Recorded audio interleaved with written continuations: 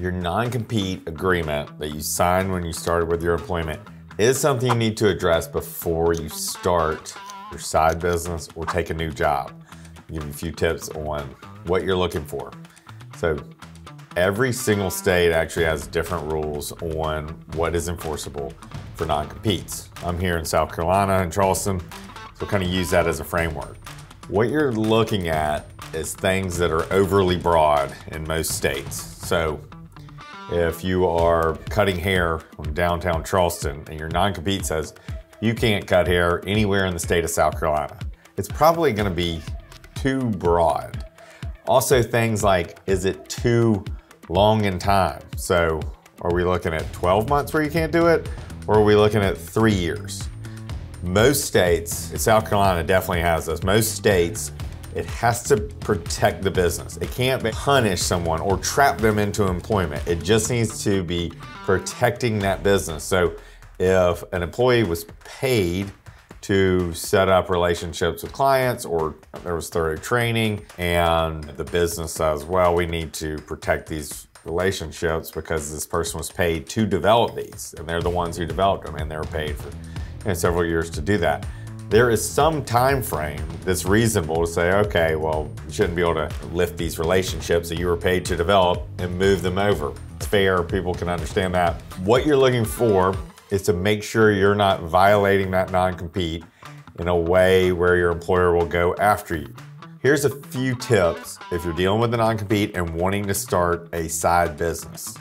First, you're looking to see if your side business is actually competitive with what you are currently doing.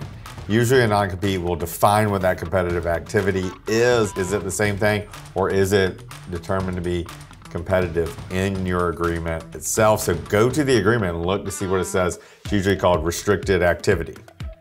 The second thing is, let's say if you're moving jobs, second thing is take this head on. I like to see people go talk to their supervisor, talk to their employer, and say, hey, I've had a great run here and I've always wanted to start my own business, and now is a good time for me to do it. What this does is it disarms them. So if you're not talking to your employer and say, hey, I quit, and then 3 days later they see you on LinkedIn with a company with a similar name, they're gonna assume the worst.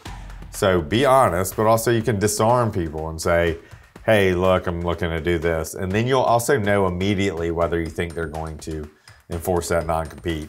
These things are quite consequential.